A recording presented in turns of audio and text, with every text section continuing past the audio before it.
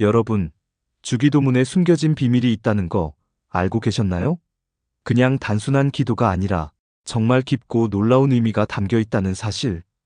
오늘 이 이야기 제대로 들어보시면 여러분의 기도에 대한 생각이 완전히 달라질 겁니다.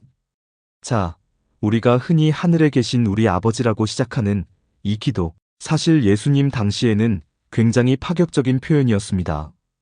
유대교 전통에서는 하나님을 직접적으로 부르는 것조차 굉장히 조심스러웠거든요. 그런데 예수님은 아버지라고 부르라고 하셨죠. 이게 단순한 친근한 표현이 아니라 하나님과의 관계를 완전히 새롭게 정의하는 말이었습니다. 그런데 여기서 잠깐, 모든 사람이 아버지라는 단어를 같은 의미로 받아들이는 건 아니에요. 어떤 분들은 성장 과정에서 아버지에 대한 기억이 좋지 않을 수도 있죠. 그런 분들에게는 하나님을 아버지라고 부르는 게 오히려 거리감을 느끼게 할 수도 있습니다. 그렇다면 어떻게 해야 할까요? 바로 하나님을 깊이 알아가는 과정이 필요합니다. 하나님을 정말 제대로 알게 되면 아버지라는 단어가 단순한 인간적 감정이 아니라 엄청난 감동과 사랑의 의미로 다가오게 됩니다.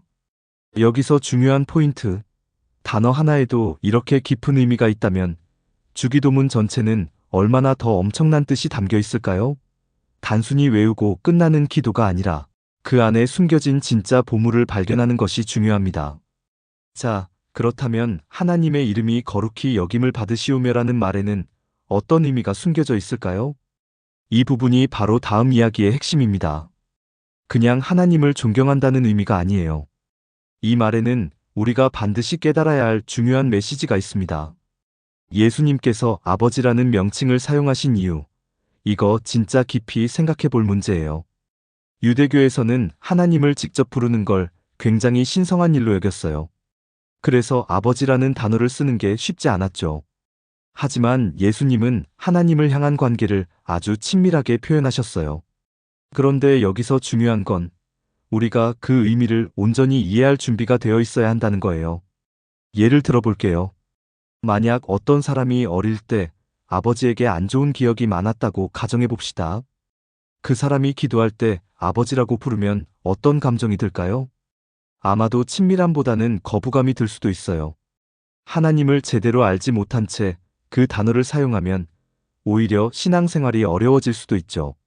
그래서 중요한 건 아버지라는 단어 자체보다 그 의미를 정확히 이해하는 과정이에요.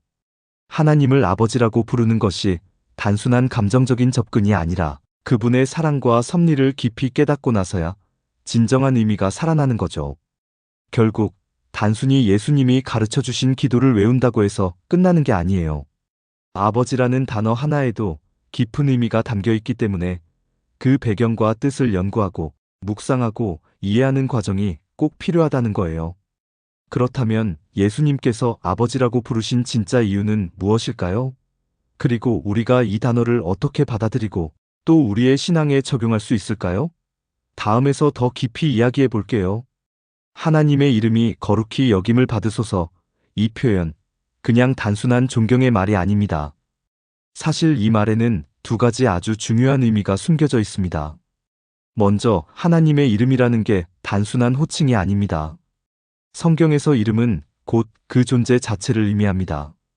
그러니까 하나님의 성품, 본질, 그리고 그분의 위대하심까지 다 포함하는 거죠. 우리가 하나님의 이름을 거룩하게 한다는 건 그분의 성품과 존재를 우리의 삶을 통해 드러내야 한다는 뜻입니다. 그냥 입으로 하나님 최고라고 외치는 게 아니라 실제로 우리의 말과 행동을 통해 하나님을 보여주는 거죠. 여기서 중요한 포인트가 있습니다. 우리가 말하는 습관, 행동 하나하나가 결국 하나님을 드러내는 역할을 한다는 거예요. 예를 들어, 우리가 아무렇지 않게 비속어나 험한 말을 쓰고 남을 비난하고 조롱하면 어떻게 될까요? 그건 결국 우리가 하나님을 믿는 사람이라는 걸 알게 된 주변 사람들에게도 영향을 미칩니다. 저 사람이 믿는 하나님은 저런가? 이렇게 오해하게 만들 수도 있죠. 그러니까 우리가 하는 말과 행동이 곧 하나님을 나타내는 도구가 된다는 사실을 늘 기억해야 합니다. 그리고 이 기도에는 또 다른 의미가 담겨 있습니다. 하나님을 향한 우리의 태도가 중요하다는 거예요. 하나님의 이름이 거룩하게 된다는 건 우리가 하나님을 경외하고 그분의 뜻을 따르는 삶을 살아가는 걸 의미합니다. 우리가 어떻게 행동하느냐에 따라 하나님의 이름이 세상에서 높아질 수도 있고 반대로 가벼워질 수도 있다는 거죠. 결국 이 말씀이 우리에게 주는 교훈은 아주 명확합니다.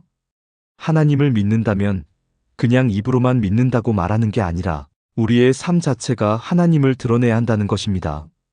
그럼 하나님 나라가 임한다는 게 어떤 의미인지도 한 번 더 깊이 생각해 봐야겠죠? 하나님 나라는 단순한 정치적인 개념이 아닙니다. 우리가 살아가는 삶의 방식, 공동체가 운영되는 원리, 그리고 결국 하나님께서 다스리는 세상을 의미하는 것이죠. 상상만 해도 설레지 않나요? 많은 사람들이 하나님 나라를 단순히 교회를 다니는 것 정도로만 생각합니다. 주일마다 교회에 가고 정해진 시간에 예배를 드리는 것. 물론 그것도 하나님 나라의 일부일 수 있죠. 하지만 진짜 중요한 건 그게 아닙니다. 하나님 나라가 임하면 교회의 존재 여부와 상관없이 우리가 스스로 하나님을 바라보며 살아가는 삶이 되어야 한다는 겁니다. 그러니까 교회가 없어도, 예배당이 없어도 우리의 삶 자체가 예배가 되는 것, 우리의 생각과 행동이 하나님과 일치되는 것. 결국 종교는 우리가 부족하기 때문에 필요한 매개체일 뿐입니다. 하지만 더 궁극적인 목표는 매개체 없이도 하나님과 하나 되는 삶을 살아가는 거죠. 마치 연습용 자전거 보조바퀴가 필요 없는 것처럼요. 그렇다면 하나님께서 우리에게 원하시는 진짜 삶은 어떤 모습일까요? 여기서 중요한 개념이 하나 등장합니다. 바로 일용할 양식입니다. 이 말이 단순히 먹을 것을 의미하는 게 아니라는 사실 알고 계셨나요? 모세는 인간 제물을 동물 제물로 바꿨습니다. 예수님께서는 형식적인 율법을 개혁하셨죠. 그런데 인간은 또 예루살렘 대신 교회를 만들었습니다. 그렇다면 이제 우리는 어떤 성장과 발전을 해야 할까요? 여기서 핵심은 바로 일용할 양식입니다. 단순히 빵 한 조각을 뜻하는 게 아니에요. 이건 하루하루 하나님께 의지하며 살아가는 삶을 의미하는 거죠. 다시 말해, 내 힘으로 사는 게 아니라 하나님이 공급하시는 은혜를 의지하는 것, 그걸 배우라는 뜻입니다. 여러분, 하나님께서 주시는 양식은 단순히 물질적인 게 아닙니다. 하나님이 우리 영혼을 깨우시고 우리에게 필요한 영적 양식을 공급하신다는 뜻이에요. 우리가 하루하루 살아가면서 말씀을 통해 깨닫는 것, 그것도 다 하나님께서 주시는 양식입니다. 그리고 이어지는 용서에 대한 가르침도 같은 맥락입니다. 용서는 그냥 감정적인 차원이 아니에요. 하나님께 용서받은 자라면 반드시 타인을 용서해야 합니다. 하나님이 우리를 용서하셨기에 우리도 그렇게 살아야 하는 거죠. 결국 기도에서 일용할 양식을 구하는 것은 단순히 먹고 사는 문제가 아니라 영적으로 매일 하나님을 의지하는 삶을 배우는 과정입니다. 그리고 이 삶을 사는 사람은 자연스럽게 용서할 수밖에 없습니다. 왜냐하면 하나님의 사랑을 받은 사람이니까요. 그렇다면 이 일용할 양식을 진짜 내 삶에서 어떻게 실천할 수 있을까요? 우리가 살아가는 방식, 그리고 사람을 대하는 태도까지 완전히 바뀌어야 하는 이유가 여기에 있습니다. 다음에서 더 깊이 이야기해 보겠습니다. 시험에 들지 않게 해달라는 이 기도, 단순히 어려운 상황에서 벗어나게 해달라는 말이 아닙니다. 이건 하나님 앞에서 우리가 얼마나 겸손해야 하는지를 보여주는 중요한 표현입니다. 하나님의 은혜 없이는 누구도 시험에서 자유로울 수 없습니다. 그런데 어떤 사람들은 나는 신앙이 깊으니까 시험에 안 들어 라고 확신하는 경우가 있죠. 그런데 아이러니하게도 이런 자신감이야말로 이미 시험에 빠진 모습입니다. 왜냐하면 그 중심에는 교만이 자리 잡고 있기 때문입니다. 이게 중요한 이유가 뭐냐면요. 우리가 신앙이 깊어질수록 하나님께 더욱 의지해야 한다는 거예요. 나는 괜찮아. 나는 충분히 강해. 이렇게 생각하는 순간 그 교만이 우리를 넘어뜨릴 수 있습니다. 교만한 마음은 결국 방심으로 이어지고 방심한 순간이 바로 시험에 빠지는 순간이 되거든요. 이처럼 성경 속 예수님의 가르침을 보면 단순한 겉모습이 아니라 그 안에 숨겨진 깊은 의미가 있습니다. 그리고 신앙은 단순히 믿는 것에서 끝나는 게 아니라 우리가 얼마나 겸손하게 하나님의 뜻을 따르느냐에 달려 있습니다. 이제 여기서 한 걸음 더 나아가 볼까요? 성경이 말하는 구하고, 찾고, 열리는 것의 의미는 과연 무엇일까요? 지금부터 더 깊이 들어가 보겠습니다. 기도에 대해 우리는 어떻게 생각하고 있을까요? 그냥 원하는 걸 간절히 빌면 이루어지는 마법 같은 것? 아니면 하나님께 나의 소원을 전달하는 수단? 사실 기도는 그 이상의 의미를 가지고 있습니다. 토마스 아퀴나스는 기도를 단순한 간청이 아니라 인간의 지향성을 결정하는 행위라고 봤어요. 즉, 기도란 내가 무엇을 얻고자 하는 게 아니라 내 삶의 방향을 하나님께 맞춰가는 과정이라는 거죠. 이게 무슨 뜻일까요? C.S. 루이스도 비슷한 이야기를 했습니다. 우리가 기도하는 이유는 우리의 필요를 알리기 위해서가 아니라 사실 우리가 하나님이 필요하다는 걸 깨닫게 되기 위해서라는 거예요. 기도의 핵심은 응답이 아니라 그 과정에서 하나님과 가까워지는 것이라는 거죠. 어거스틴 역시 기도란 단순한 요청이 아니라 하나님의 뜻에 나 자신을 맞추는 과정이라고 강조했습니다. 그러니까 기도란 내가 원하는 것 주세요가 아니라 하나님, 저는 무엇을 원해야 할까요? 라고 묻는 것이어야 한다는 거죠. 그렇다면 기도는 과연 우리의 인생을 어떻게 변화시킬까요? 여기서 더 흥미로운 이야기가 나옵니다. 예수님께서 직접 말씀하신 기도의 최종적인 응답, 바로 성령입니다. 그런데 왜 성령이 기도의 최종적인 응답일까요? 이것이 우리가 정말 깊이 생각해 봐야 할 부분입니다. 결국 예수님께서는 우리의 기도를 단순한 요청에서 끝내는 것이 아니라 더 깊은 차원으로 이끌어 가십니다.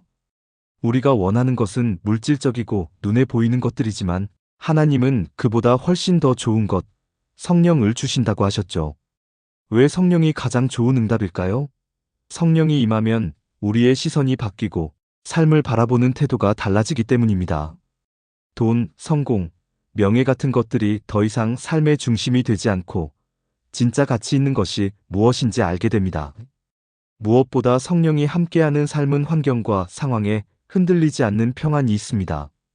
세상의 기준으로 보면 부족한 것 같아도 내 안에는 설명할 수 없는 충만함이 있는 것이죠.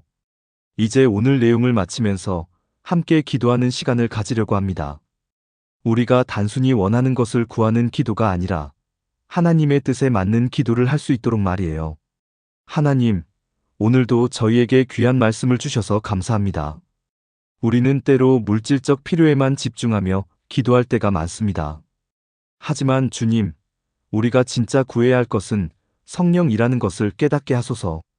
우리의 기도가 단순히 내 소원을 이루는 것이 아니라 하나님과 더 가까워지고 하나님의 뜻을 알아가는 과정이 되게 하소서. 우리를 위한 기도에서 나아가 우리 주변의 사람들, 이 사회, 그리고 하나님, 나라를 위한 기도를 할 수 있도록 인도해 주세요. 우리의 삶이 기도로 변화되고 기도로 하나님을 더욱 신뢰하는 삶이 되길 원합니다.